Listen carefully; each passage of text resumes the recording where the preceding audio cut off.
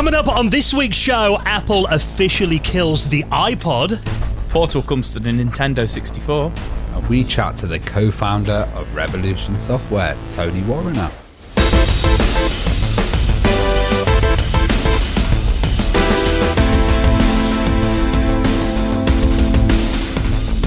The Retro Hour podcast is brought to you each and every Friday with our friends at Bitmap Books. Now, one book you should definitely check out from them, The Secret History of Mac Gaming, the new expanded edition with 70 extra pages, 60 new images, and a fascinating reminder of the important role the Mac played in the history of video gaming. You can check that out and the rest of their retro gaming books at bitmapbooks.com. Hello and welcome to the Retro Hour podcast, episode number 327, your weekly dose of retro gaming and technology news with me, Dan Wood. Me, Ravi Abbott. And me, Joe Fox.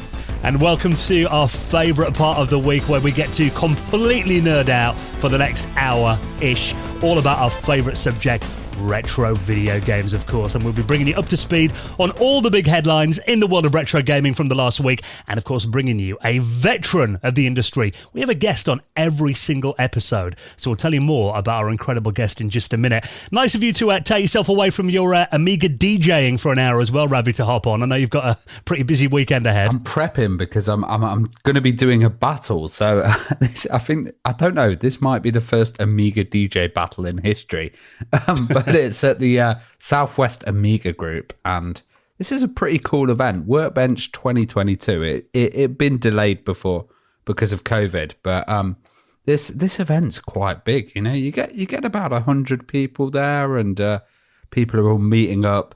They're showing different projects. You know, the guys from Retro Games Limited are there, and they're going to be showing their A500 Mini and doing like a presentation on it as well. So there'll probably be some more info and like a kind of show and tell there. And I'm going to be DJing Hoffman, who is the actual creator of the DJ software that we're using. So I think he's going to kick my ass. I've been preparing tunes and I'm nervous, and it's going to be live streamed as well. So we'll put a link in the show notes so you folks can check that out. How do you decide who wins the battle then? Is it because I don't normally decides? I think so. Right, okay. I think it's going to be like we have a little section each, and we play our tunes, and then the audience kind of votes on it. And I don't know if we get a prize. I want a prize, but even a chocolate bar would be good. The pride is the prize. The pride, yeah.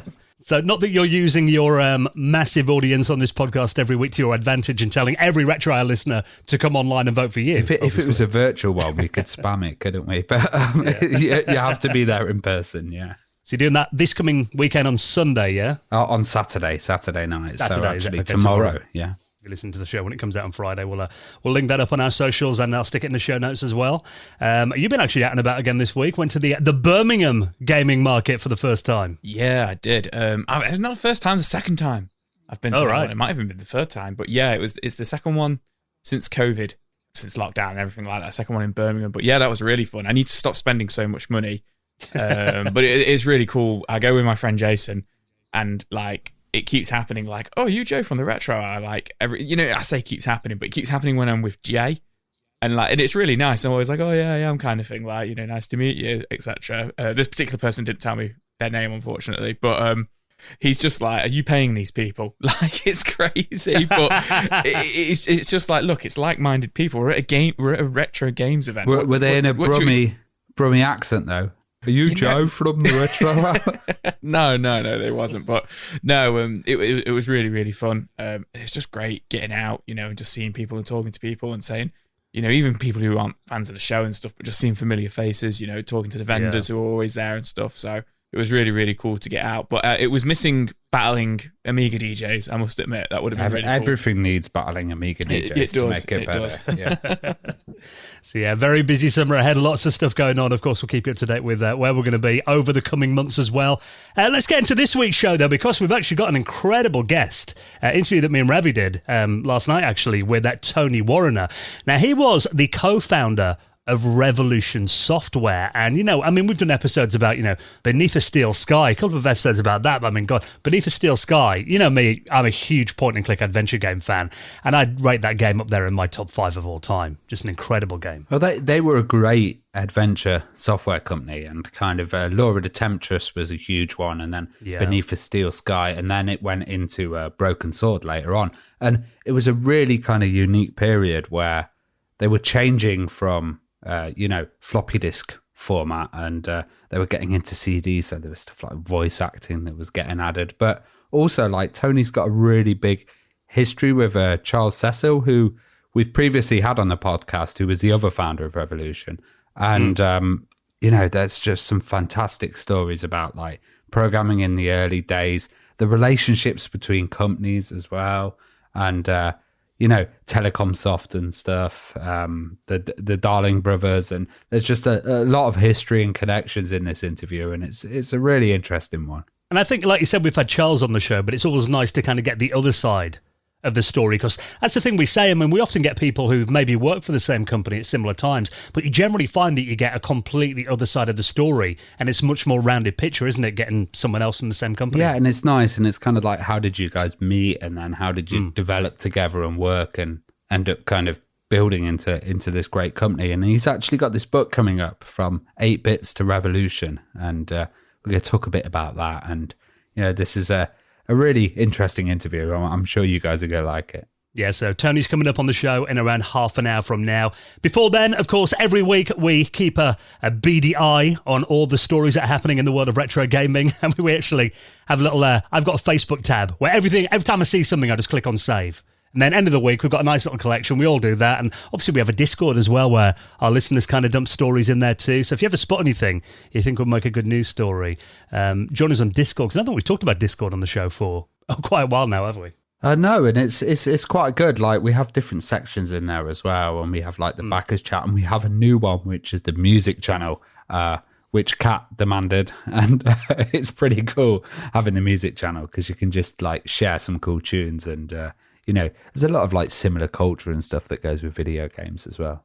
Yeah, so this is one that a lot of people posted in our Discord, and a headline that's been everywhere over the last week, that Apple has finally officially retired the iPod. Now, there is an article on techradar.com, they put the subheading in there, the iPod plays its last track. Now, of course, we're not talking about, the old scroll wheel iPods that got discontinued, probably about 10 years ago now, I think, didn't they?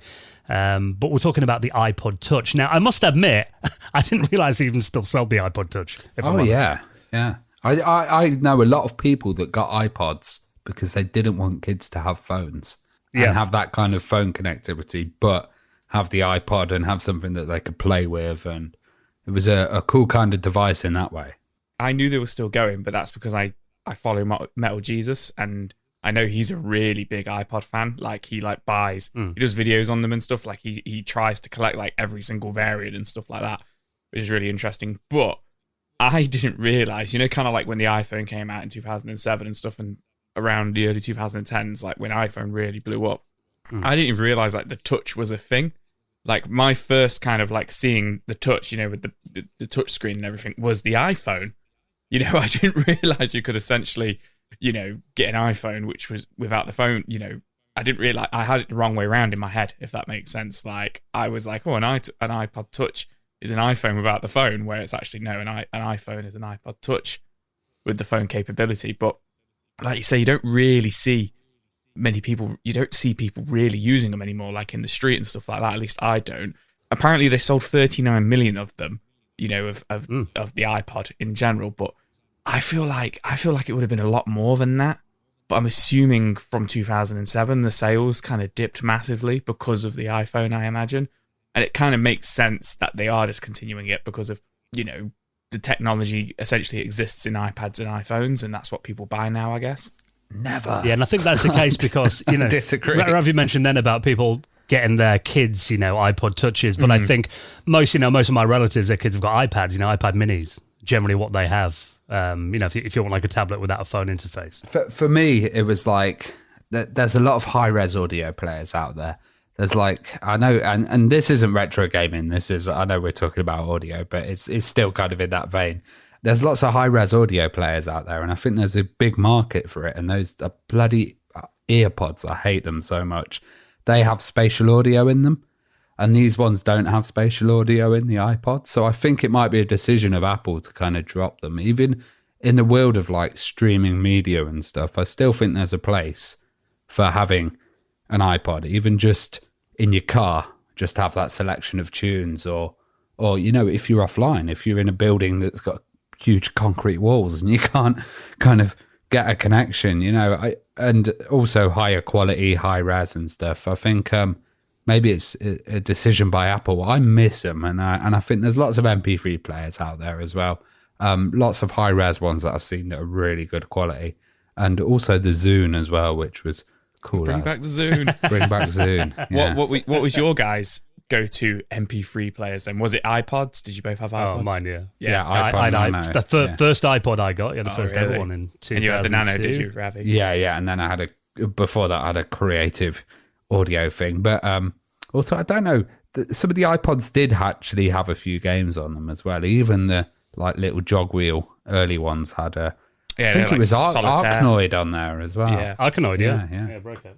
Yeah, well, because I'm a bit of an iPod collector as well, kind of unintentionally. It got to a stage where I think, around the time when everyone started getting smartphones, a lot of my friends and relatives started to like retire their iPods, and for some reason they always say, "Oh, do you want this?" So I've got a drawer full. I've got about 25, 30 iPods, I think. I think I did actually get them out on our patrons hangout once. I was going through the drawer and just kind of pulling out any ones I could find. And yeah, the first ever iPod, I actually got a new battery for mine. And I did start to use it again a couple of years ago, just, for a bit of novelty. But I must admit, even though I've got all these MP3 players, I know you said, Ravi, it's quite nice to have your own music collection in your pocket, but I must admit, I don't really find a situation when I'd use it anymore. I mean, even in the car, I've got, an in-car Alexa, and I've got a USB hub in the car, so I can put a USB stick in, if I want to play my own audio. Like a little time machine, though, like picking one of the old iPods, charging it up and going, "Oh my God, I was listening to this." And then straight away, you're kind of taken back to that time period. It was not particularly retro, and it was on my iPhone, but that kind of happened to me today. So I was coming home from work in the office, and me and my wife share Spotify, and I put my Spotify on, and it instantly started playing Disney lullaby songs because it was quite late, so I knew she was putting my daughter to bed. So I was like, okay, I can't listen to Spotify, so I'll go on my iTunes. And I started using Spotify about 6 or 7 years ago. So I haven't downloaded a song on iTunes in like 7 years. And it was such like a nostalgic flashback to like my life in my early 20s kind of thing, like what I was listening to then. So I would love to fish out one of my old iPods or something, or one of my old MP3 players, and see what I was listening to. Mine was full of video game music as well. So yeah, I had quite a few like game soundtracks in there and stuff. And I do like the idea of kind of modifying and stuff, but I just want to keep it going, like the streaming. I'm not the what was that fan. thing? It was Rockbox or something. I remember modding an iPod to run like Linux or something years ago. Yeah. Yeah. And now you can run like on the 7th generation, the new ones, you can play Fortnite. So, Oh, wow. They're still kind of pretty all right for gaming and stuff. But it seems that Apple, just the phone dominates, doesn't it? Yeah, absolutely dominates. So they're probably just like, let's just go with that. The end of an era, though. I mean, that brand just changed the world, didn't it? 21 years ago when that initial iPod landed, just what a revolution. And I think really the company, the product that you could thank for kind of saving Apple and really pushing them to where they are today. Really, it was the start of all that, wasn't it, in the early 2000s? Yeah, absolutely. For me, it was really what kind of like put Apple in my mind, if that makes sense. Like, before that, it was just, the colourful computers, like geeks used them, and all of a sudden, the iPod came out, and it was cool, to have one and listen to music on the go and stuff like that, like especially like for my school and stuff like that. So 100% agree with that. And they totally stole that advertising campaign from Amiga. When they had the like silhouettes and the people listening and dancing, that was like, the Amiga demos back in the days when you had the silhouettes. State of the art and stuff. Yeah, totally. Yeah, so I mean, there is actually, you can watch on YouTube, I think it's called Apple Music Event 2001.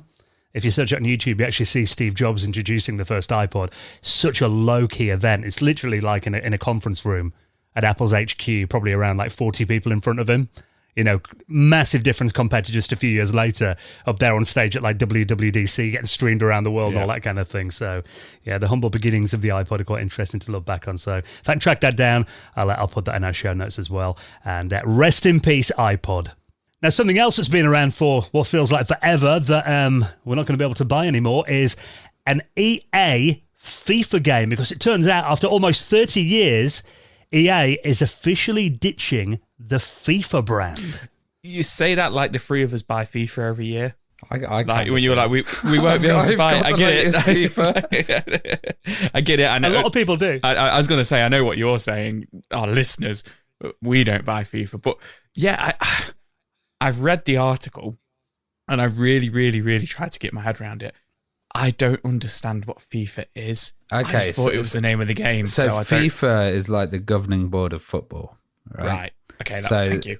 That makes sense now too. So EA, who has the EA Sports division, has to buy all the licensing for the club names, for every single player to have them in, the likeness for the players as well, you know, like all their faces, all of this. All of that branding is like done through FIFA. And it's all licensed to FIFA. Yeah, and it always has been. And that's been like, back in the days when you had games like Sensible Soccer and stuff, people would, just put made up teams in, but also they would put teams in and there wouldn't be like, the strictness about it and the chance of getting sued and stuff. But now it's all FIFA. And they basically had the renewal of the license. So the renewal of this license, and FIFA wanted more than double the amount of money for it. Yeah. And $1 billion apparently for one World Cup cycle, which is 4 years. Yeah. So to have the rights to the World Cup and all of those kind of teams and stuff. And EA decided, no, we're going to go separately. And I guess they're going to kind of go and say, we're EA. And, do we have permission to have your team on there, or sort the licensing themselves and start their own sports game, which will pretty much probably be exactly the same engine and stuff. Which is EA Sports FC. But the problem is that FIFA,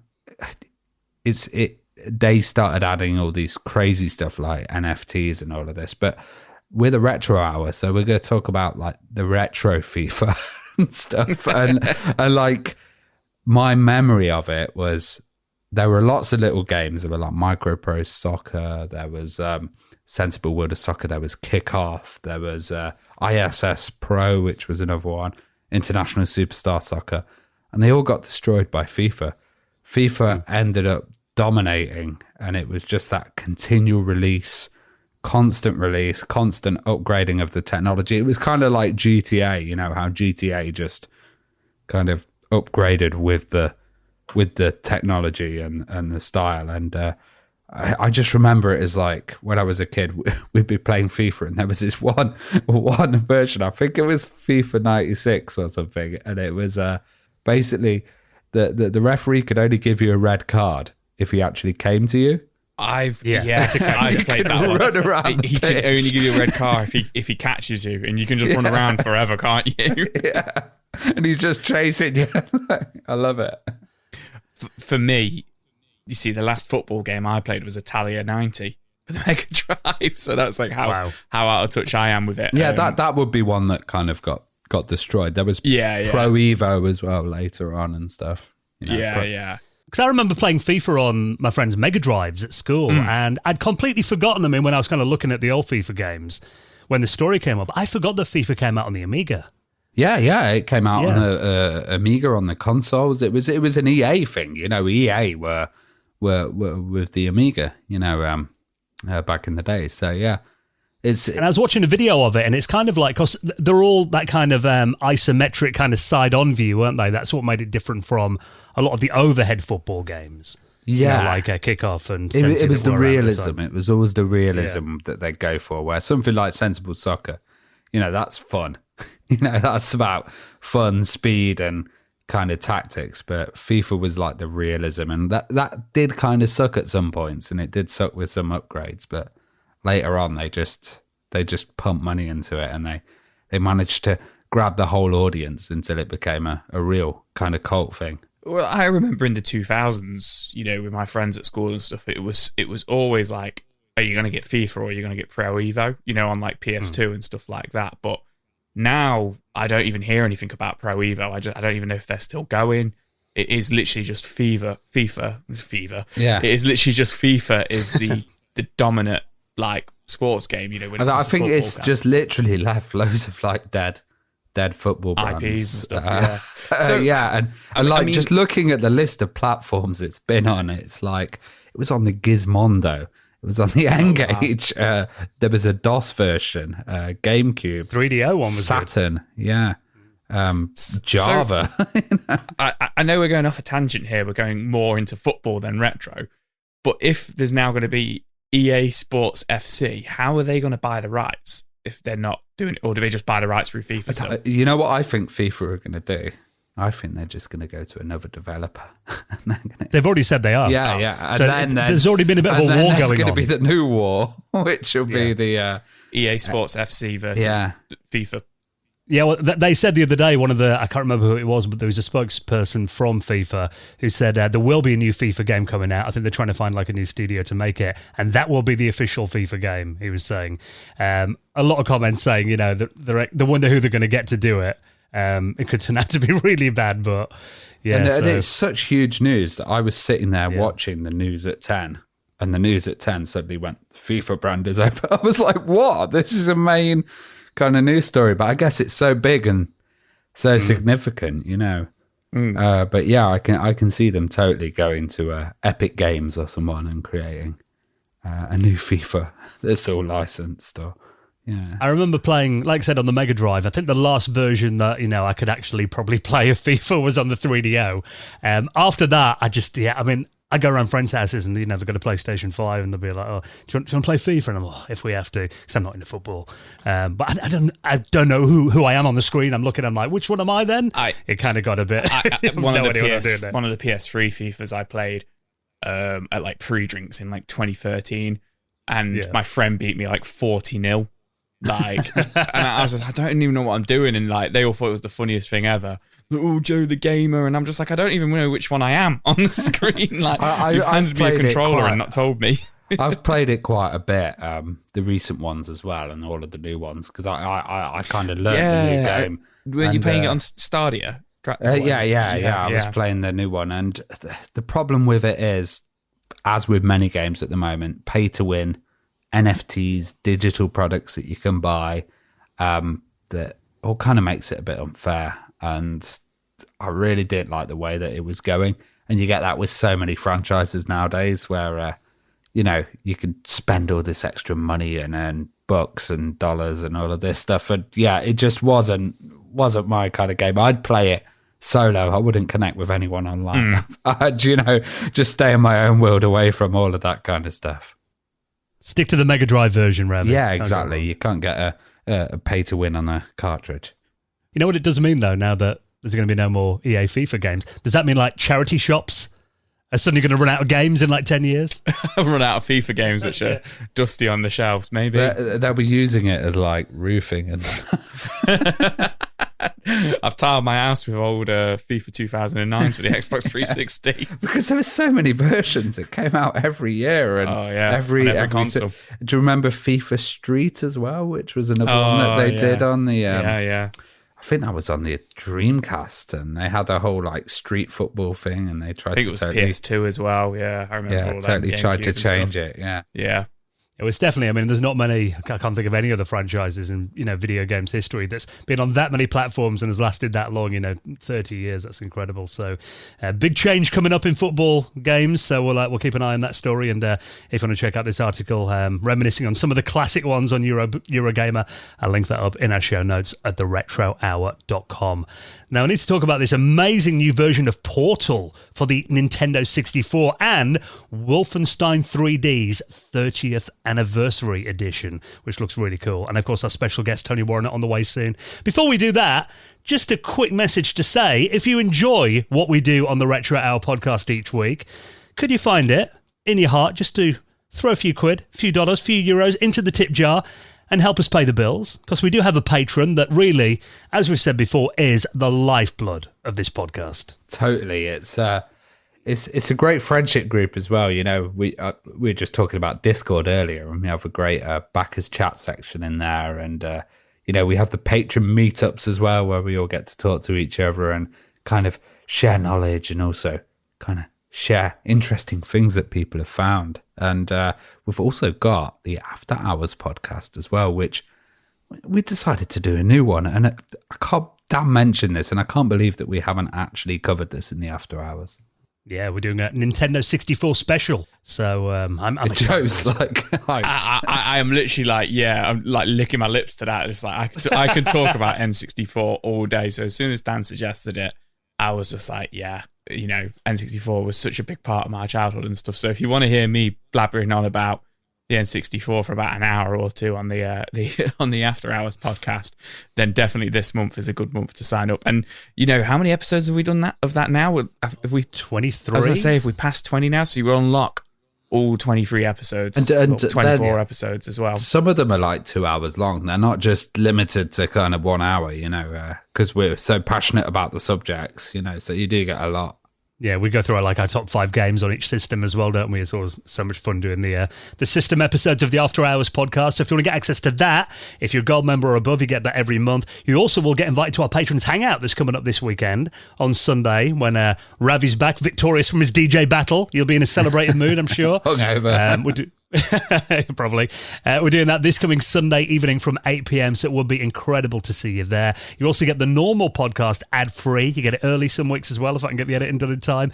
You also get extra content in there. We do a few extra stories just for our patrons each week. But really the reason that you're doing it is just to make sure that we can keep the lights on, keep the bills paid as well, and make sure that a new podcast comes out every single Friday for, you know, what can be as little as I know it's a cliche in the world of Patreon, but it could be as little as a cost of a cup of coffee, you know, once a month to help this podcast continue. And of course, for making a contribution into our Patreon, you will find your place in the most prestigious high score table in the world of retro gaming, and that is Hall of Fame, the Retro Hour Hall of Fame. And a big thank you to our latest supporters. Thanks to Tony Davis, Shane and Scott, and Asbestos Lung, who all backed us on Patreon. And if you'd like to find your place in the Hall of Fame, all the details to sign up to our Patreon are on our website at theretrohour.com. Someone actually asked if you sang that jingle live every week. So I got a message from Adam Battersby, my friend, and he said, I think you're singing Hall of Fame live on the podcast. I'm not every time. That's pre-recorded. And I think Asbestos Lung might be my friend Bruce Asbestos, who's an artist and pretty awesome dude. I do find myself the other day after I edited last week's show, it's in the kitchen going, Hall of Fame. So it does get stuck in your head, Revan. Catchy. Right, then, a few more stories to get into this week. Now, this one I thought was really cool and something that I'm desperate to play, actually. Someone's done a version of Portal that looks pretty playable, actually, for the N64. This looks really, really cool. So it is just kind of, not even a demo at the moment. At the moment, it's just kind of like a project video, proof of concept, like proof of concept video. Yeah, thank you for that, Ravi. So this comes from a programmer, James Lambert, who has been essentially porting Portal to the N64. But what I really want to make clear, and what he wants to really stress and make clear, is this isn't like a retro version of Portal that looks like an N64 version. This is actually running on N64 hardware. Like, he is developing it on N64, like, you know, programming software, and then running it on the N64. So at the moment, it's, you know, not playable for the public or anything like that. But like I say, proof of concept, it looks really, really, really cool, and it's clearly Portal. And you know, the first thing that he wanted to do is, you know, on the video, is he made it clear there's no sound effects in there. There isn't even any animation on you firing the portal gun. It is literally, you just fire it, you just pull the trigger, and it just appears the portal on the wall. But the reason it's like that is it was just, he wanted to see if he could actually get the Portal engine to work. Because obviously he's built this engine from the ground up. He has built the engine himself. He's not using like Mario 64's engine or, you know, Banjo-Kazooie's or anything like that. He's had to build the engine from scratch. And essentially, he wanted to just see if the technology would work like that, if he walks through the portal, it will work like it does in the modern, I say modern, but in the 2007 PC Xbox 360 game. And it did. And not only did he get it working, he also got it so that when you look through the portal without going through it, you do see, how you would in the original game, like you see into the room. So if you put the portal in front of you and then behind you, you would see the character kind of thing. He's actually got that all working, which is really good. At the moment, he's got... And you can do it four levels deep. 4 levels as well, deep, which is amazing. It's limited to 4 levels deep at the moment. Which is a lot. Yeah. So he's said that he's definitely going to carry on with it and carry on making it. So I'll be really interested to see, if he can get it, because in the actual original game, when you shoot the portal like starts off small and it grows bigger, like, really quickly. So it'd be really interesting if he can get it like that and stuff. But it looks good as well. It looks like a really nice N64 game. So really, really cool one to keep an eye on. Yeah, because I remember being obsessed with that when I got it in Orange Box on the 360. It's one of those games that when you kind of figure out... I think I booted it once and I was like, I don't know what I'm doing, and I turned it off. Then another time, I kept hearing how good it was. And when I got into it, though, I was completely hooked on that game. Great story. I love the music, but even the mention of the word portal makes me motion sick. And like the idea of it on the N64 is like, oh God. Just with the lower frame rate and stuff. Oh God, yeah. It's quite interesting because Giles Goddard, who was one of the programmers at Nintendo back in the day, Nintendo legend really, and he mentioned that when they were putting together Ocarina of Time, they actually did like a tech demo of Portals then, obviously back in the late 90s. So it is something that the N64 was kind of always capable of, I guess. But yeah, this looks really cool, and I mean, it's just something that I hope it kind of develops into a more fully featured game that we can download and play on the N64. Because when you think about it, at its heart, I guess Portal is a pretty simplistic puzzle game, really, isn't it? It's but there's a physics and everything that makes it, I guess, complicated to do on classic hardware. I was going to say, there is that really good video on YouTube by that guy, Dan Wood, who goes on about how the N64 was actually a powerhouse. There you go, a little plug for you. Supercomputer. So, it doesn't surprise me that it can do it. And, that other developers have kind of reached out and said, like you say, doing it on Ocarina of Time and stuff like that to see if it works. So it's cool that it'll do it, but it is interesting to see if he gets a full kind of game going or if it's just one level. Do you know what I mean? He's said that he's going to have to reduce the amount of portals that you can do, but I reckon that would probably lead to some redesigns of levels, or maybe using the simpler levels, or like the ones with the less amount of stuff in there and using other dynamics. Yeah, I think what we might end up with in the end is like a 6 level or 10 level, like simple kind of like mode. Like, he won't necessarily port the levels from the original game. He'll just make some small levels himself, maybe. I think that's what will happen. I can't see it being a full port in the end just because of I just can't see it running or fitting. Do you know what I mean? I mean, obviously it'll be on like an EverDrive or on a ROM or something, but for it to actually run on N64 hardware is going to be a tough job, but also a massive labour of love. You know what, though, as well? Because, I mean, I love Portal 1 and Portal 2, and it's made me realise saying this, we haven't had a new Portal game for 11 years now, which that's such a big series. It kind of feels like it's long overdue, like Portal 3 or something. It's the whole Valve can't count to 3 thing, isn't it? Yeah, exactly. Yeah, so it is good for Portal fans to have something new to play, though. So hopefully we'll see this coming out for the N64. A game that celebrated a big anniversary this month, and obviously a legendary game. Talk about industry changes. Wolfenstein 3D celebrated its 30th anniversary on May the 5th when that game first came out back in 1992. I remember seeing that. I mean, I've talked about how I used to randomly go to Ryman's The Stationers, a stationery shop, to see all the cutting-edge new PC games, quite bizarrely back in the day. I do remember playing Wolfenstein in there, though, and Doom, and just been blown away at that game when I first saw it. But now, 30 years later, some fans have actually made a 30th anniversary edition of Wolfenstein 3D. Yeah, this edition looks pretty good, actually, because it's supported on DOS. So, you're going old school, but it's also supported on SDL. And SDL, if you don't know about it, it's Simple Direct Media Layer. And it basically means that it can be worked on different hardware and operating systems. So Amiga OS supports it, later versions. And the kind of PowerPC ones are Riscos, Haiku, Linux. So, there's a lot of options for this. And I think it's quite cool, these mods being released and like a lot of extra content. Yeah, I mean, they've actually done, it's a fan-made, unofficial expansion pack for Wolfenstein 3D. So they've got 30 new levels in here, which is massive. 10 levels in each new episode, 2 new guns in there as well.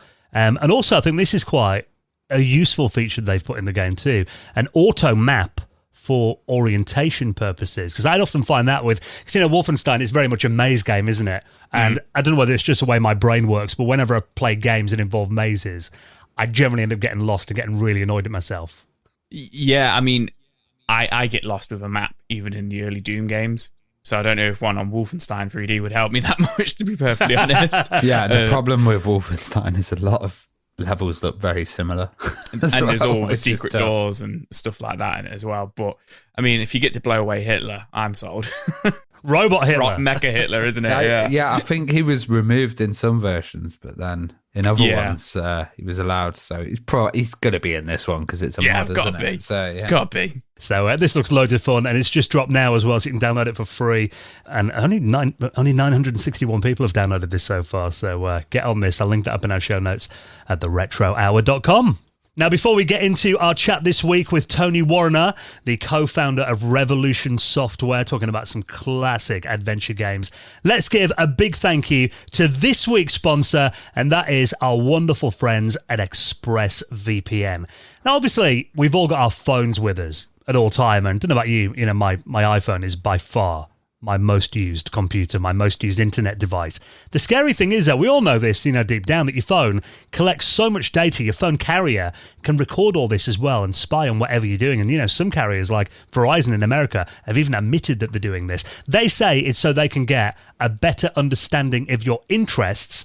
But in reality, we know what they're doing. They're collecting this to sell to advertisers. So, not everyone's comfortable with that. Some people don't mind. But thing is, if you want stuff like, the sites you visit and what you've been up to online to be your personal business, then why don't you check this out? ExpressVPN. Now, Ravi, you're our resident, privacy advocate. You have been as long as I've known you. And ExpressVPN is a service that you've used for as long as I've known you as well. Oh, totally. Like this, it was essential. I recently went on holiday to America for a month. And before I could get my kind of contract sorted, I was connecting to so many Wi-Fi networks in airports, random hotels, totally unsecure places, really, just to get that kind of connection and get some data. And every time I went there, I fired up ExpressVPN, and I knew that I'd kind of be safe. And it's really awesome. It's really fast as well, really simple to have on all your devices. So I had it on my laptop, had it on my phone as well. And just a really great service. Yeah, and it's dead easy to use as well, isn't it? Literally tap a button. So simple. You just select the country you want to be and connect. And I could also watch stuff from the UK whilst I was in America at a really fast speed. Yeah, now not only do they shield your web browsing, but ExpressVPN protects and encrypts all of your network data so you can stay private even when using apps on your phone as well, whether it's, iPhone, Android, even a tablet user as well. ExpressVPN works on all your devices. The best part is one subscription can be used on up to 5 devices at the same time. So you can get, the whole family on ExpressVPN. So why don't you do this? If you're sick of companies, tracking you and invading your privacy, have a look at expressvpn.com/retro. Use a VPN that we trust, expressvpn.com/retro. Take back your online privacy, and tell you what, if you use our link, not only will you be supporting the podcast, but also we'll give you 3 months free extra on top of a 1-year plan as well. So that's expressvpn.com/retro, and a massive thank you to our friends at ExpressVPN for their continued support. Right, next up, we're going to get some incredible stories from our special guest, co-founder of the legendary Revolution Software, Tony Warriner. Next on the Retro Hour podcast. You're listening to the Retro Hour podcast, and it is time for the main event when we welcome on our very special guest. And today, I'm so excited to get some stories about Revolution Software, companies like Paragon Programming, stuff like Warhawk, Deathstalker, Beneath a Steel Sky. Love that game back in the day. With the co-founder of Revolution Software, let's welcome on Tony Warriner. How are you doing, Tony? Hey, not bad, thank you. Thanks for having me. Yeah, really appreciate you joining us. Now, before we get into those stories about these incredible companies that you've worked for, and also, your own book that you're working on at the moment that I hope we can announce and maybe give that a bit of a plug at the end of the interview as well. It's always quite interesting to kind of go back to the start of our guests' kind of careers and what got them interested initially in the video games industry. I mean, do you remember when you first saw a video game? What first got your interest started? Yeah, absolutely. I mean, it was a ZX81 a friend of mine got, and we were all sort of playing with electronics, building crystal radios and stuff like that, which was kind of whatever it was, late 70s, and suddenly the ZX81 popped up, and I didn't quite understand what it was, because you couldn't really, you saw these adverts that started appearing, and was it a business thing, or was it like a sort of a home hobby type? No one was quite sure what it was, because we'd never seen a computer before. But a friend of mine got one, and I sort of pedaled over and had a look at it, and it was like mind blowing. This thing, it just did all sorts of different things, and you could make your own thing, make your own programs. It was just mind blowing, because it was just so much more dynamic than the electronic type things we were playing with. So from that moment on, I was totally hooked. I was wondering, was that your very first experience of programming then, and what other stuff were your peers doing at the time? Well, as I say, I mean, I was looking at electronics as something that could be interesting, and building something seemed quite exciting, but electronics was hard. You'd get these kit things, and you'd spend ages building it, and then it wouldn't work because you didn't have quite the right parts. It was just difficult with electronics, but programming seemed much more interesting, because you couldn't break it.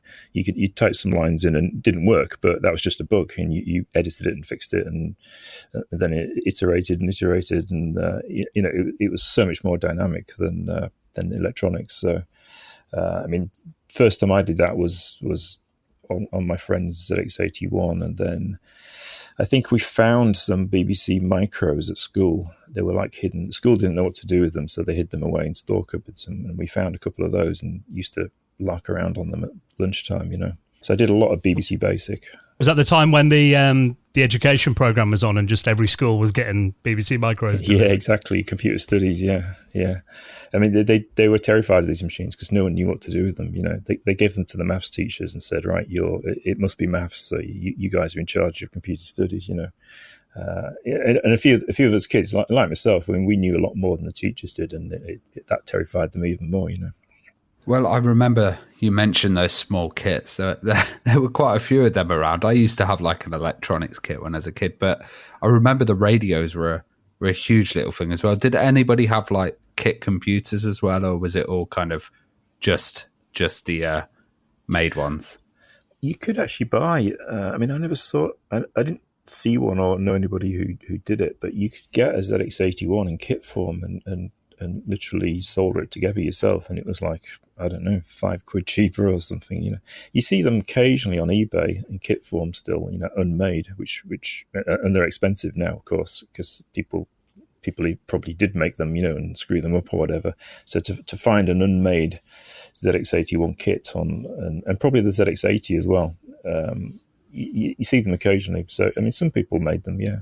Did you find that most people were buying them to learn programming, or was it a case of I just want a computer, so I'll buy one, then figure out what to do with it later? I think the kids were going, they'd say to your dad, I can learn to program on it, and what he really meant was I'll get into games and play some games on it. People, a lot of my friends, we all started programming and made a bit of progress, and I kind of went a bit further and learned that assembly code and stuff, and that's where you got serious about it.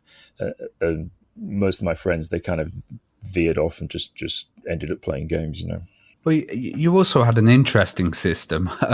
It's called a Computers Links. Yeah. We'd never actually heard of that before, and it seems like it was a kind of British micro. Can you tell us about that, and what was available for it, and what kind of stuff did you do on it? Well, you see, my friend had this ZX81, and then I started to say, and I think I just missed Christmas. This was the thing. So I was like 12 or something, or 13, and I just missed Christmas. So I started saving up and I was going to get a ZX81, and I think the ZX Spectrum came out, and then I thought, oh, it's a bit more expensive, but it's so much better.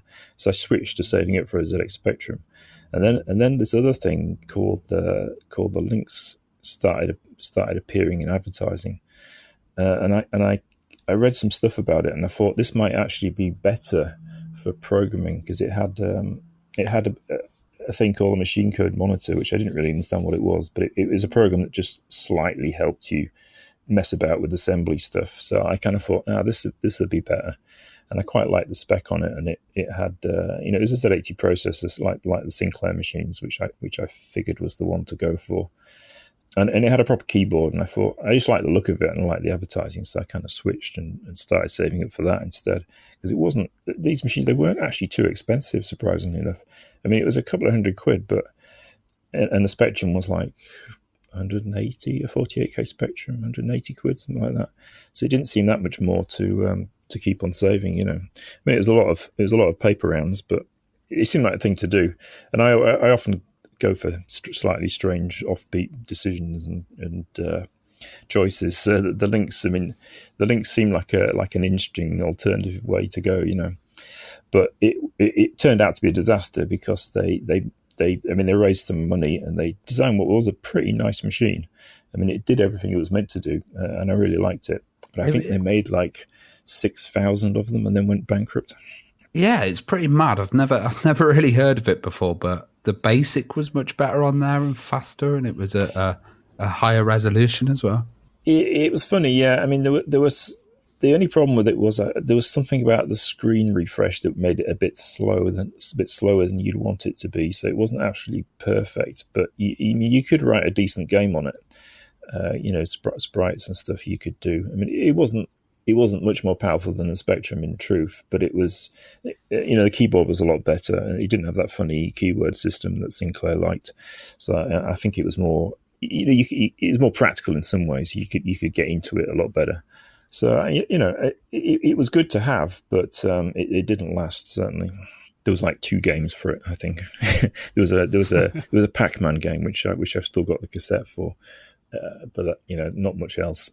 Was that why you decided you wanted to make your own games then? Just a lack of software, or what kind of got your interest there to start programming games yourself? It's just I don't know. I just like making things, and the possibility was quite exciting. You could do anything. You could write any game, and it just appealed. It was just cool.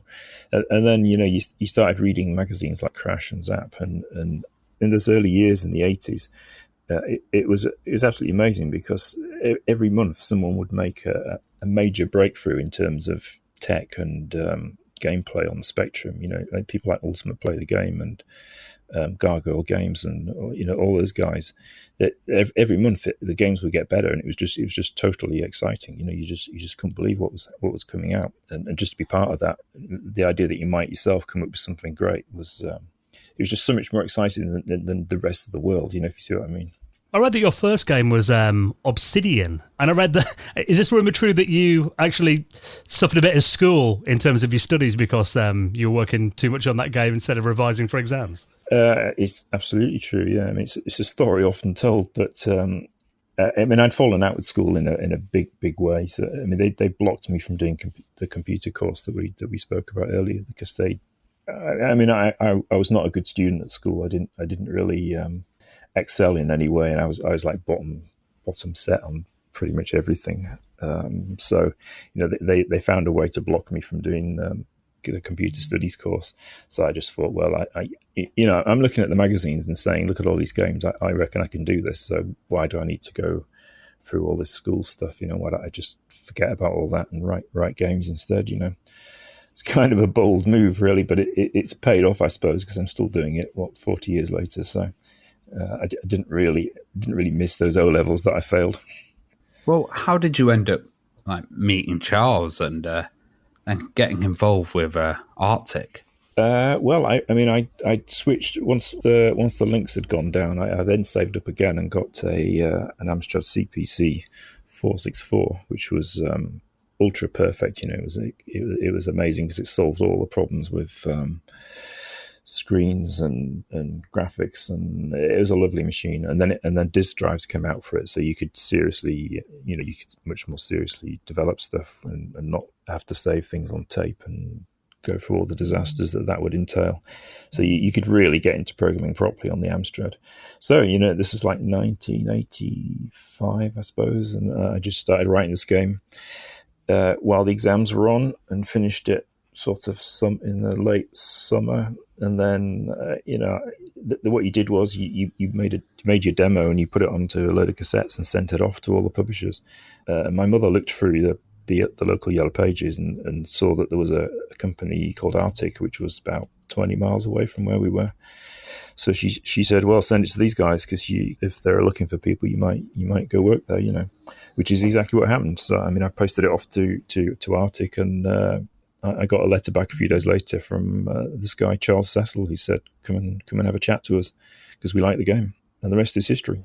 Well, what was the relationship with Firebird and Arctic? I know they worked together. And not initially. It was very much an Arctic game, and then I suppose towards the end, Arctic was in a kind of difficult. It had a lot of success in the earlier 80s, the Spectrum stuff, and then it started to suffer a bit towards the mid to late 80s, kind of the time that I was there, really. It was starting to go down, and they were kind of hoping Obsidian would pull them out of the hole, and it didn't quite, really. And we wrote another game in there called Ultima Ratio, and that was an Arctic production. And then I guess they started licensing stuff out just to try and raise money towards the end.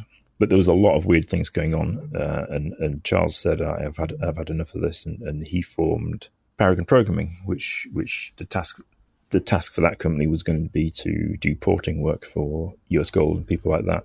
And he said, come and work for this company. So me and the other guys there, we all jumped ship from Arctic and went to work for Paragon. I was going to say, when Charles kind of went off and started working with US Gold under Paragon, did you kind of see this as like, right, US Gold, they're bringing in big titles, this is going to be a good kind of partnership for the future in Paragon? Yeah, well, it was just something to do, really. My idea was always to write original games, but we weren't really sure what to do.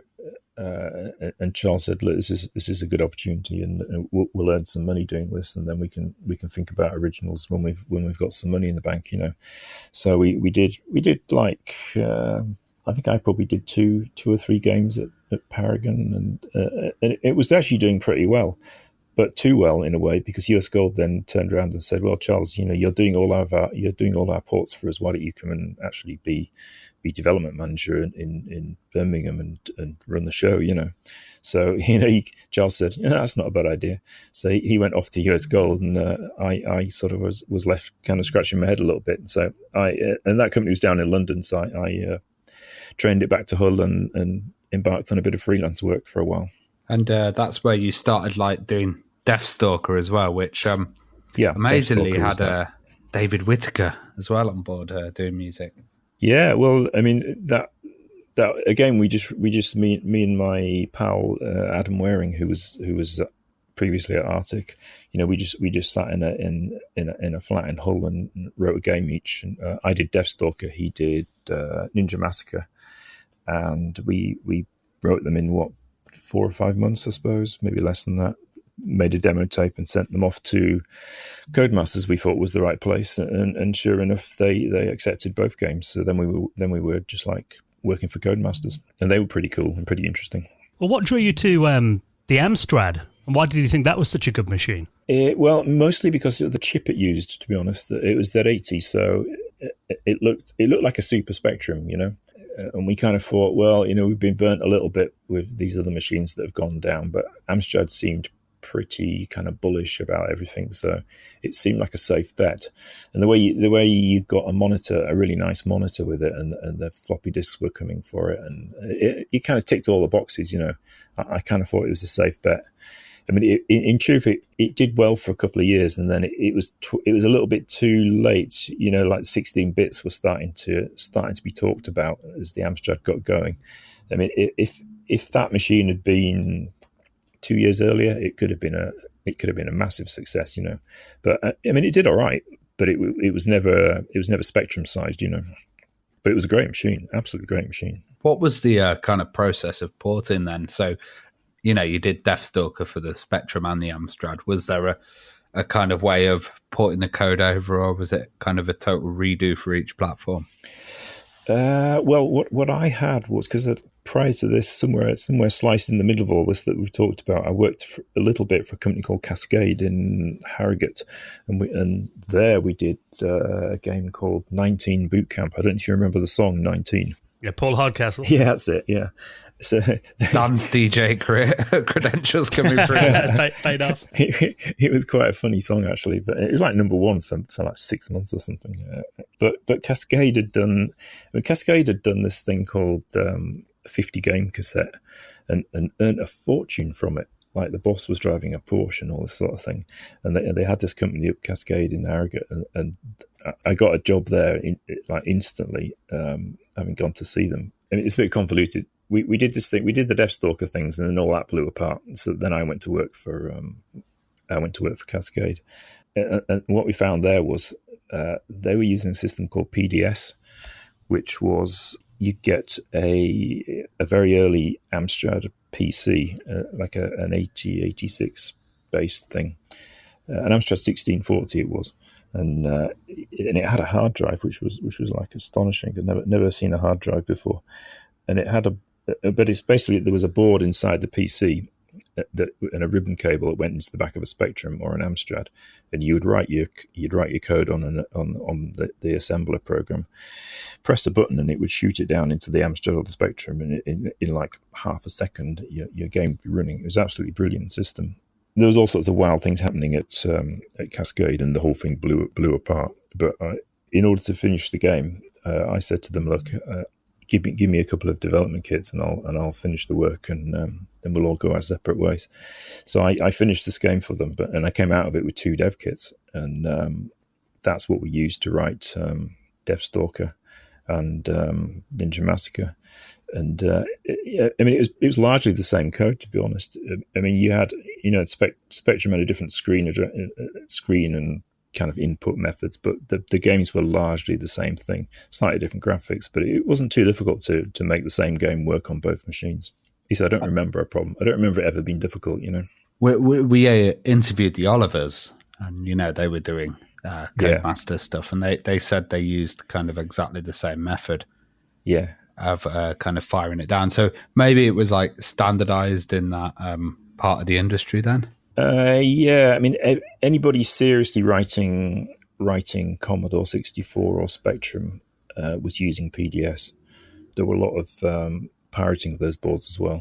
There was a lot of dodgy PDS systems floating around, I think, including a few that I came across, but because they were too expensive, basically. So people were building their own boards, But again, that was a great system, and I've not since worked on a system that was as good to use as PDS, because it was so fast. When you're doing like porting to different systems, I mean, is the kind of obviously advantages and disadvantages of working in machine code? I mean, having different processors. I mean, what's kind of the process there? Well, I mean, the thing is, you're either 64 with a 652 chip, or you were a Z80 target, and if you were Z80 as I was then, you 95% of your code would be the same for Amstrad or Spectrum, and then you'd probably have a little thing in the.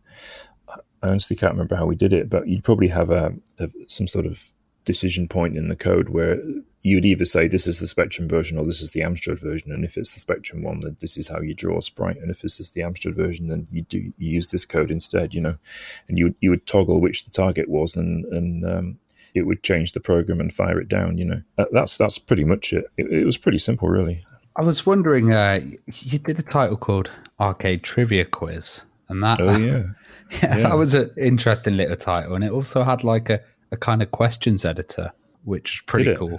Yeah, like a kind of add-on. Did you see any versions that people have made or anything? And what's the kind of history behind that title? The history of that title is quite funny, actually, because that was going to be a Codemasters game. That's where we fell out with Codemasters. They turned a bit strange, because we did Deathstalker and Ninja Massacre, and then they really liked those two games, and they did quite well with them. And then they didn't really work with us on what we would do next. So we kind of came up with some ideas, and they didn't like them. And then we thought, we don't have any money. The way it worked was there was no advances, and you'd write a game, and then it would go off to market, and there'd be quite a gap between you sending off the final master tape and actually getting any royalties, because the royalties would be every 3 months, and there'd be like 2 months prepping the like manufacturing tapes and all of that stuff. It was quite a slow process. So you'd write a game, you'd have no money whatsoever. You'd write a game, send it off. They'd say, okay, that's great, we accept it, it's going to go off to publishing. But you wouldn't see any money for 4-5 months, something like that. So we were all absolutely skinned with our dev kits and wondering what to do next. So we thought, we'll do one of these pub trivia, because there was these machines in the pubs where you'd play the trivia questions like Trivial Pursuit, but on a arcade machine type thing. We'd been playing these things down the pub. We thought, why don't we just do one of those, and it'll be so easy, because all you need is questions, and then the front end is like super simple. There'd be nothing to it, we could do it in a week or something, So we had this brilliant idea. And first of all, we couldn't sell it to Codemasters, and then they backtracked slightly on the whole thing and decided it was their idea, and that we couldn't do it. So we all fell out basically. And wow. They did their own. If you look at Codemasters' back catalogue, they actually did their own version, which is what they threatened they would do. It was all very strange. We couldn't understand why they didn't just get us to do it. So there's 2 versions. The one we did, which went to Zeppelin Games up in Newcastle, and their version as well, I think. And they did a Fruit Machine one as well. So they did a pub trivia, because everything was simulator in those. Everything was a simulator at Codemasters. So they did a pub trivia simulator, I think, and a Fruit Machine simulator, and we did ours that went to Zeppelin. But once it went out, I mean, that was the end of it. I never got a penny for it. I don't think they sold any either. I mean, you never see it on eBay or anything. I think I have a copy, but that's as far as it goes. Might be really rare now. It might be worth a lot on eBay. It might be, yeah. Well, like, I heard that you guys looked at some Sierra titles before, and what did you kind of think of those Sierra games? Yeah, well, Charles said, "Come and let's get together, and I'll tell you what it's about when we get there." So, two of us from Bytron, this company was called the Aeronautics people.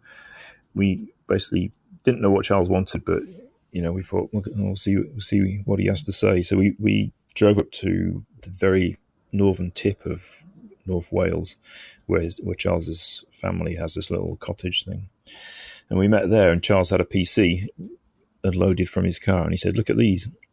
And we had Leisure Suit Larry and a King's Quest game, and we spent like a day playing those games. And Charles was saying that down at Activision, we handle the UK publishing for Sierra, and these games do pretty well. Could you write the same thing? Could you write the engine? And we looked at it and said, yeah, it looks all right. It's just sprites, and stuff. So we said, yes, we can do that. So Charles said, okay, go away and think about it and play about with the tech, and we'll get back together again in a few months and see where we are. So he had an interest in adventures, because he'd done a series of them at Arctic much earlier, like Adventure A, Adventure B, Adventure C. There might have been a D as well. So he already had an interest in adventures, but then he saw them again in the graphic adventure form at Activision, and obviously he knew all about the market because they were selling them, so that they had all the intel, So that was where all of those things came together. I mean, he knew me, that I could program the games, and he knew the market. He had an interest in adventures, so all these things came together, and that was basically the beginning of Revolution. And obviously around that time, I mean, Lucasfilm Games were one of the leaders in adventure games as well. Maniac Mansion, Monkey Island, Loom, games like that. I mean, in terms of like the technical side of it and the way the games worked, for a couple of years, it felt like they were still kind of figuring out how to do user interfaces and that kind of things. Did you take much inspiration from those games then, or how did you kind of figure that out yourself? Yeah, I mean, we looked at how we could do something better from a technical point of view, and we kind of had this idea of maybe a series of screens at once, like trying to get a whole world running at once. I mean, I quite like the Gargoyle games like Thunderak and Marsport, where you kind of had this simulated world going on. So I was thinking that could you do an adventure game where it was a whole world running at once? And Charles was quite interested in that as a way to kind of advance the genre and do something that these guys weren't. And we also went down to it was something like a Micro Fair, if you remember those, or it may have been a PCW show.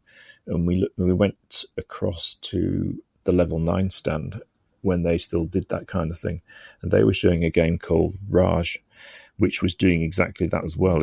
It had like several screens all running at once, so people were walking in and out of the current location, and that kind of gave us the idea that what we were thinking about was the right thing, because if Level 9 were thinking about it, then we kind of felt that adventures were going to kind of move that way, which turned out to be completely wrong. But all these things happened at once, and it looked like that's what we should do to try and get a sort of a tech advantage. I mean, in truth, with adventure games, you didn't really need a tech advantage, but the sort of culture of writing games was that every game would be technically better than the last one somehow, like more sprites or more colors or some fancy effect. There was always a technical gain that people were looking for. So, running the whole and the world, magazine reviews focused on those a lot of the time as well, didn't they? Oh, they really did. Yeah, it was all how does it use the machine? How does it advance things? So yeah, we could have just written a normal adventure game with a single screen and made a really great game, and it probably would have been fine, because you could have just had great graphics and a great game, and an adventure game would have been okay.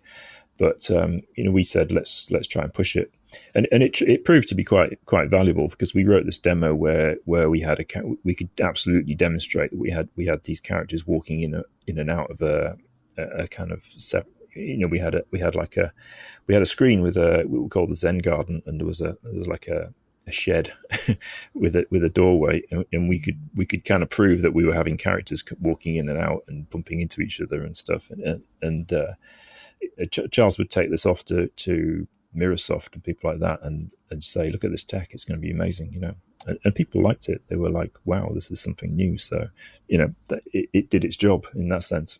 Well, like the rivals that we've mentioned had their own kind of game engines, and like you've been talking about the virtual theatre, and a lot of people know about the Scum engine and the Sierra interpreter. Was it a bit of a challenge to kind of implement a whole engine, and was that like the immediate thing that you did when you very first started at Revolution?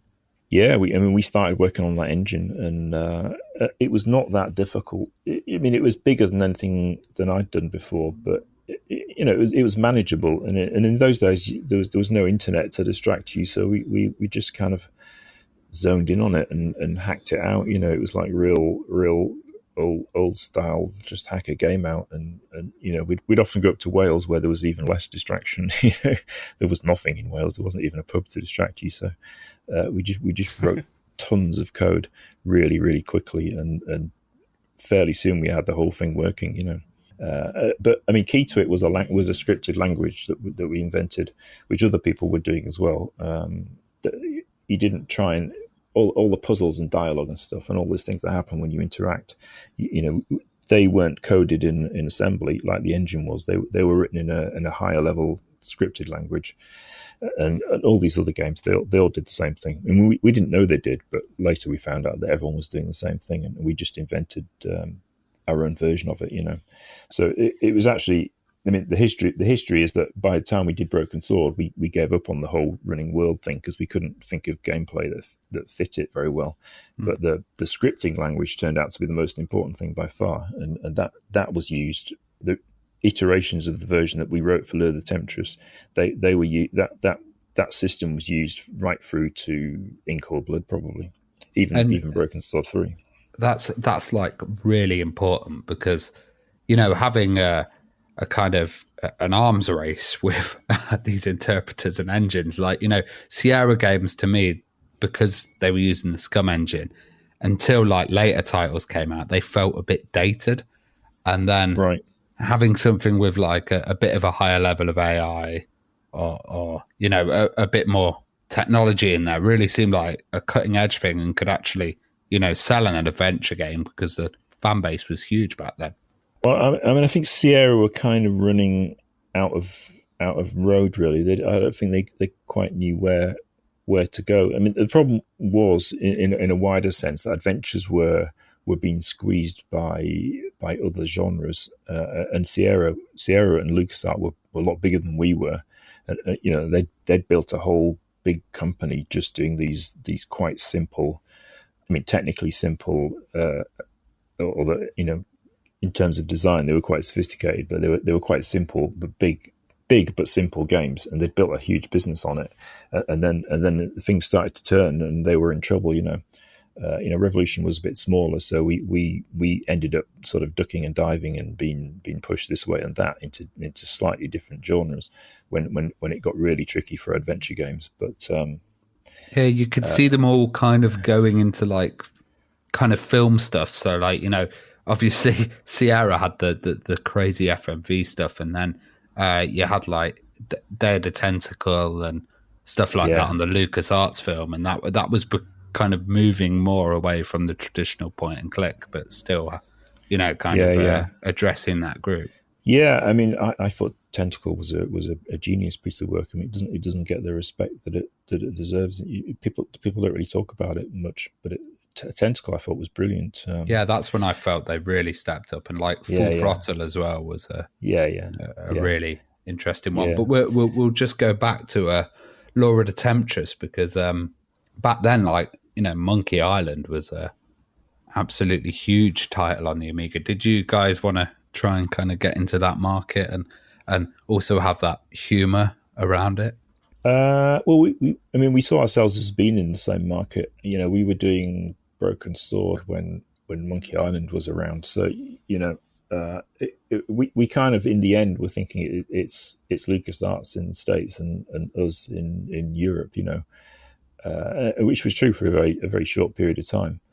We always thought, it goes right back to when we looked at King's Quest and stuff. We thought those American games were a bit too slapstick for us. We wanted to do something a little bit darker.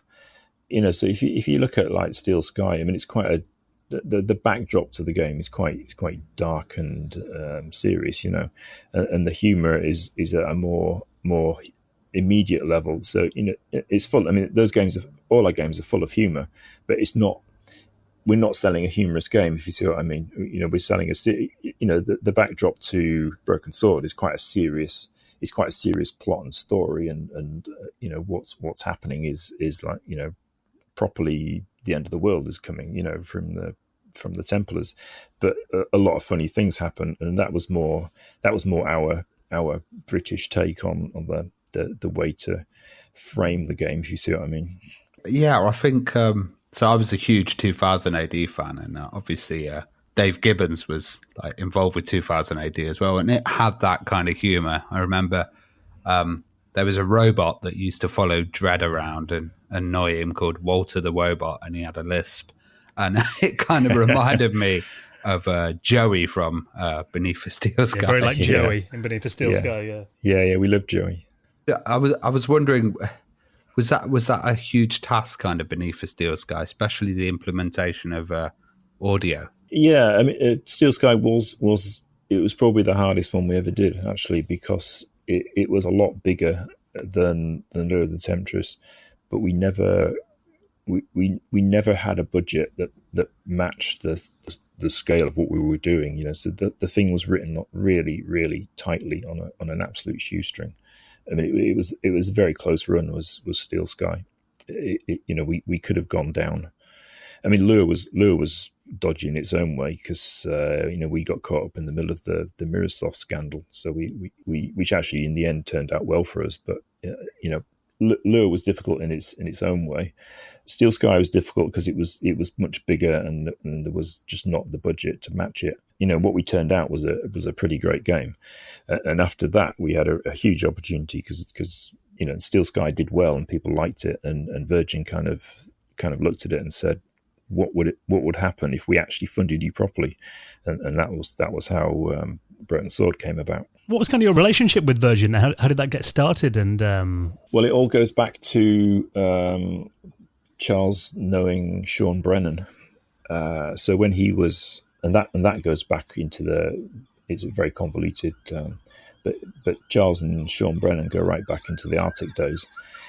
And when Charles was at Activision, where he went after US Gold, he came across Sean Brennan again, and Sean said, "Look, if you ever go back into development, come and talk to me," which is obviously what eventually happened. And when Sean was at Microsoft, now Microsoft went down with Robert Maxwell. Sean went across to Virgin. You know, Virgin in the early days of Virgin Interactive, they were really very cool. You know, they were kind of super ambitious, and you know, they'd throw a lot of money at promotion, and you know, the stuff they did with the Bitmap brothers, sort of all the rock star photography shots and stuff. You know, they were trying to shake things up, and they were pretty bullish about things, and you know, their attitude to us was, well, you know, Steel Sky was pretty good. We'll fund you properly now. Do the best adventure game ever, and we'll see what happens. You know, so for that period of time, they were absolutely brilliant. Now, things later changed when the ownership of Virgin changed in America, and then the American office started to fail, and in a very familiar turn of events, you know, took its more successful European arm down with it. Well, I loved Beneath a Steel Sky, and I remember first playing a demo of that on the cover disc of Amiga format. I think it was during the school holidays, and just, you know, playing it over and over again, and couldn't wait for the full game to come out. Yeah. And it kind of felt around that time in, you know, 94. I remember, you know, Core Design released Universe that year as well. And obviously you guys put out Beneath a Steel Sky. It kind of felt like the British adventure game scene was really taking off. Tell us a bit about kind of the background of Beneath a Steel Sky from your memory then, and obviously, like Ravi mentioned, you know, Dave Gibbons been involved as well. How did the team and kind of the project come together and the idea? Basically, we had this idea of cities in Australia, and I don't know how it came about, but we kind of had cities, and we had warring cities in the outback of Australia that they're all and a big sort of void between them all, and they all hate each other, and they're all sending AI to undermine the other one, and that's what we had, and we couldn't quite bring it into focus and sort of say this is what the game is. So Charles sent myself and Dave Cummins, who wrote a lot of the dialogue in those days, and was absolute genius at it. I mean, a lot of the humour came from Dave. So the two of us got sent to Wales again. And told not to come back until we had a coherent game design. So we drove up to Wales, messed about for like 3 or 4 days, and then we suddenly realised we only had a day left, and we had to go back with a design document for Charles. So we kind of just sat down and blitzed out a design of what would happen from start to beginning in Beneath Steel Sky. And I was basically writing it on paper, handing the sheets to Dave, who typed them into the Mac. And we did this for like 8 hours solid. And at the end of it, we had basically a pretty good design document for Beneath a Steel Sky. And then it was safe to go back. So we got in the car the next day and took it back to Charles. And like probably quite a lot of that original design that we just kind of, it's just like kind of an outer body experience, just like shit, we have to type something, you know, so type and what we came up with was not bad actually. So a lot of it survived, and a lot of the characters came through, and I amazingly enough I actually found the notes, the handwritten notes that I did for that back in 93. I've still got them, so I'm gonna scan those and put them in the book, and anyone that can read my handwriting can check it against the eventual game. But I'm amazing. There's quite a lot of it that actually survived. So, you know, I was quite pleased about that. It's really interesting because it was at a period of time when kind of floppy disk technology was still being used, but CD-ROM seemed to come in favour. I think it came on 15 discs originally. It came on, Amiga one. It came on. It was more like 14 discs, but there's a funny story where we actually, during development, we forgot about disc 13. So the game came on discs like 1 to 12, and then it skipped from 12 to 14 and 15. You know, and as you play it, it asks you to please insert disc 14 or whatever. And we suddenly realized there was a disk missing. So we didn't want to change the program at all. So it's sort of like the data moved down in all the tables and stuff. So all we did was change the text message and that it pops up. So when it should be saying, please insert disk 14, we changed it. So it said, please insert 13. And then we just renumbered the disks. So there's actually a missing disk. I think it's 1 to 14. I was wondering, did that help prevent piracy? Because the pirates wouldn't copy 15 discs. Well, no, not at all, because we actually got a Russian pirate version of it that actually reorganized it all onto about 12 discs. So put some better compression in than we were doing. So no, it didn't help at all. Well, I know you did actually do a CD-ROM talkie version. I mean, I was playing the CD32 version of it probably last summer, actually. Right. With the voice acting on as well. You know, that was very revolutionary for the time. I mean, some of the accents in there do crack me up a little bit. I think it was the Royal Shakespeare Company that were doing some of the voices. What was the story there with that version then? Well, we were running out of money basically on the normal version. So Virgin said, "Oh, here's what we can do. There's this thing called CD32 coming out. Why don't we do a voiced version for that? And here's the money that will take. You know, here's some extra budget for that version. So why don't we give you that money now to finish the floppy version, and then when that's finished, you'll get the completion bonus, and you can spend the completion bonus on the CD32 version." So it was like an accounting sleight of hand. I mean, why they couldn't just give us some more money, I don't know, but that's what they did. So they said, basically, you're not going to finish this game, or we said, we're running out of money. You know, we can't finish this. So the CD32 sleight of hand was how the game got finished, and then it turned out to be fairly. And I think it was one of the first ever voiced games, and it was pretty expensive as well because there was so much text in it. You know, it wasn't like a shoot 'em up where someone says game over or whatever, or get ready for level 2. There was however many thousand lines of dialogue, you know, so it turned out to be quite an expensive undertaking. The recording itself was in someone's front room on a busy road in London. It was a disaster because every time the bus went past or a lorry, you could actually hear it on the first recording. So wow. they had to send it. The whole thing got sent back and re-recorded again. So it was a complete shambles, a disaster, really. But no one had ever done it before. I mean, we'd never been in a recording studio or knew what was the way to do it or how to organise such a thing, you know. So it was a total farce. Somehow we got away with it. And I think as well the fact that, you know, you actually had actors doing it, because I know a lot of times back then, you know, even like full motion video games, they'd often just get, you know, staff from around the office or the programmers to play the parts, wouldn't they? Programmer voices. Yeah, that would have been a lot even worse. That would have been really bad. It's not bad actually, is it? The final one. I mean, the voices aren't bad at all.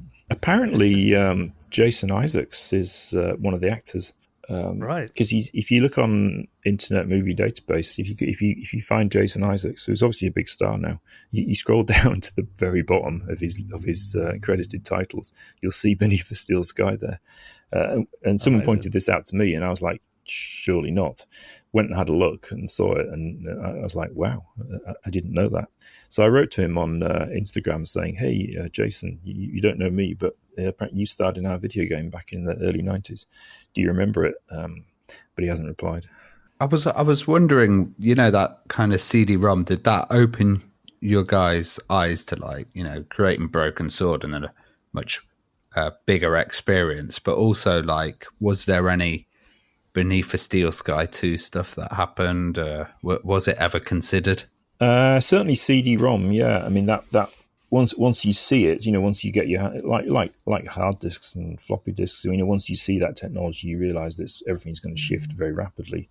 So, I mean, Broken Sword was always going to be a CD-ROM game or a two CD-ROM game, as it turned out. As to what we did next, I think long before Steel Sky was finished, Charles and Sean were talking about the Templars, and I think they just got chatting over dinner one night about Templar stuff, and Charles got interested in it, and because I think Sean had read the Umberto Eco book, I think that other book, Holy Blood, Holy Grail, was starting to be a thing back then. So all of those things happened at once, and Templars was where we were going to go. And at that point, we just forgot about Steel Sky, because it was so eclipsed by what Broken Sword was and what Broken Sword became. It was many years later before we started thinking, this is something we should go back to because we actually own the rights to it, We always started with a new engine, really. I mean, the script system would come across, and that was about it. I mean, and that system got improved quite considerably for Broken Sword. The rest of it was new, and it was also Broken Sword. I sat down at the beginning of it and said, "What about all the virtual theatre stuff? Are you guys gonna have this open world?" And Charles kind of looked a bit sheepish and said, "It's time to give up on that stuff." And at that point, our engine became effectively the same as what LucasArts or Sierra had. A single location, a UI and scripts and stuff. And so it was actually a simpler engine than the previous ones. Steel Sky's engine is more technically sophisticated in some ways than Broken Swords because it has to do more. Do you think we'll ever see, or is there a kind of there's a Scum VM which kind of runs it in a virtual machine, Scum engine, and there's Residual as well, I think, for LucasArts Interpreter. Do you think we'll see a virtual theatre one? I think Scum VM can run all those anyway. It does do, yeah. Revolution games. Oh, it does. Yeah. My knowledge of Scum isn't as good then, yeah. What do you think of people then playing these kind of older titles on modern systems and still yearning for them? Well, I mean, it's a great thing. I remember when Scum VM wrote to us and said, "Can we have your source code?" And in those days, you tended to be, as now really, you tended to be quite protective of things like source code. So it was quite a big ask in a way. I couldn't see any reason not to give them the source code and keep the games alive, because and this would have been Broken Sword era when they wrote to us, and I kind of saw it as a way of bringing Steel Sky back to life, because I still sort of had the idea that in future that it would be cool to do a sequel. Everyone else had forgotten about it, and they were like, Broken Sword is the thing, and of course it was. But I wanted to do a Steel Sky sequel, so I saw Scum VM as a way of bringing the game back to life and keeping it alive, and I couldn't see a downside given it wasn't really being sold anymore. So I actually got buy-in at Revolution and sent them the source code, and they ported it over, and we always did end up giving them the source code. So they've got both Broken Sword games. I think they have In Cold Blood. I'm not sure. They might have In Cold Blood as well. But yeah, Scum VM, it's a great project. We always supported them. It's really interesting, kind of, the way that you say that. I can see how you guys kind of, with the success of Broken Sword and all the other kind of adventure games disappearing with the rise of 3D, I can see how that was kind of seen as a huge direction for the company to go, and we're just going to cut and run and kind of go into that. Did you feel very proud and like a lot of success that the Broken Sword series was able to go onto these new platforms where other people hadn't been able to? Yeah, and Broken Sword, it was bigger than anyone expected, really. We had a feeling it was something quite good, but you never know until those first reviews start coming in, and it's still, Broken Sword is still a thing today. You can go on the Facebook group and there's people chatting about it. It was much bigger than anyone thought it would be, because when we were finishing Broken Sword 1, Virgin, who were at that point going the wrong direction, their new people there were telling us that Adventures were dead and forget all about it, and we're never going to make our money back on Broken Sword 1, so do a really cut down sequel, please, and we might recoup. They were quite unpleasant about Broken Sword even before it came out, and of course now it's seen as a classic game, But we never thought back then that it would come back on GBA and iPhone and iPad and all the places where it's available now. We never in a million years thought that sort of thing would happen, you put it out on the PC and the Amiga, and 6 months later, its retail life is over, and that'll be the end of it. That's what we expected. Yeah, I heard it. Well, Charles told us in his interview that basically it was really hard to get any kind of promotion for Broken Sword, and without getting it on a few demo CDs and a few demo discs for the PlayStation, it wasn't driven commercially, whereas the users and the gamers actually really enjoyed it and pushed it. Yeah, I mean, it's just one of those games that people like, and word of mouth keeps it alive. So it was never like the publisher at the time, they were obsessed with Resident Evil, which it obviously sold a lot more at full price, and they would just, everything was Resident Evil. They were just crazy for it, and they were looking at Broken Sword and saying, this is just not as cool.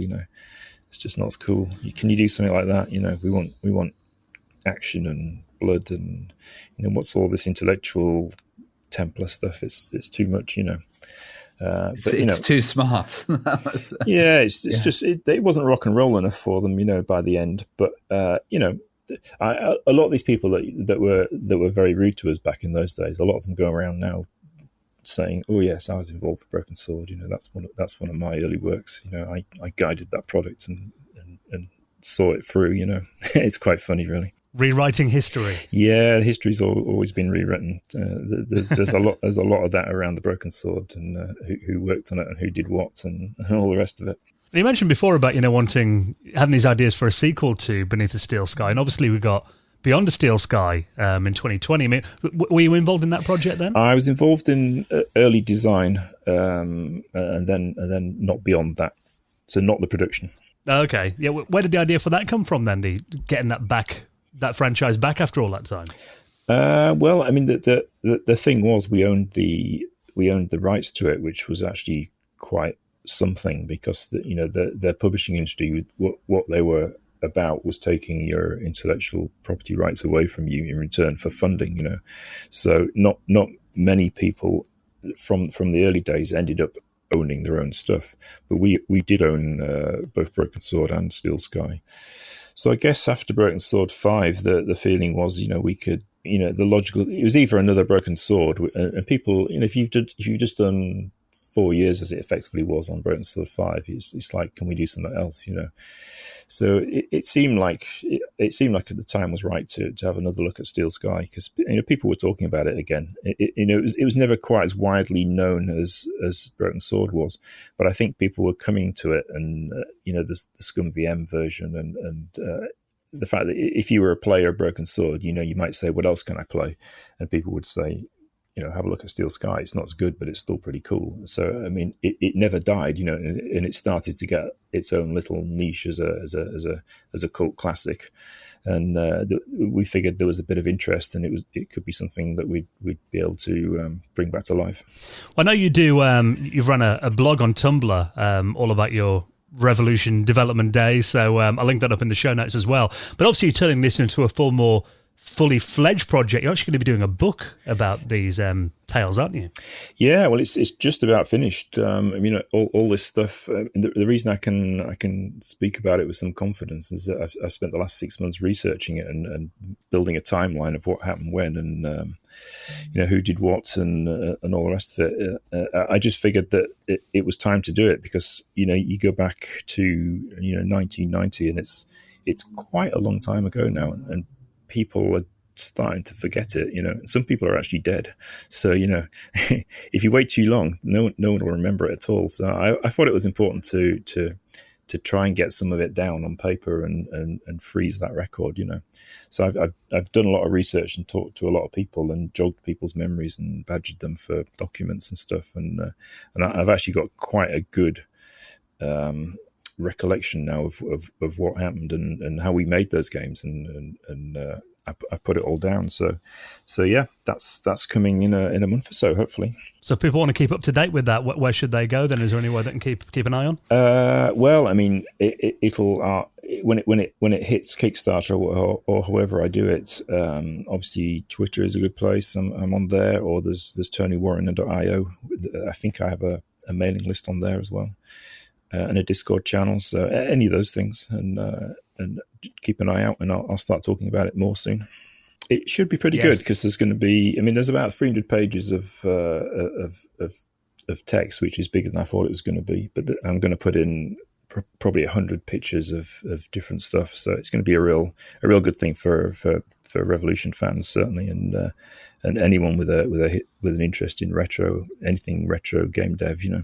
Yeah, and I think you're right. It's just important to get this stuff out there because it's still, you know, it's such a young industry relatively, isn't it? And I think a lot of the time, because it moves forward so quickly, that's one of the reasons that we do this podcast. I think, you know, often people forget to look back a bit, and you don't want this stuff to be lost forever, do you?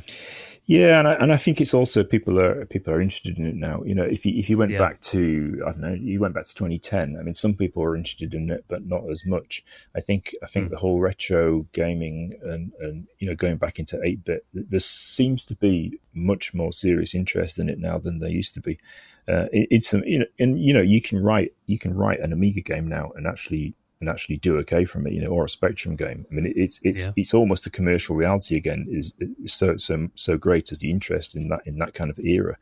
So I mean, it just feels like a good time to do all this stuff because it's not a thing to be forgotten and moved on from. You know, it's of value, I think.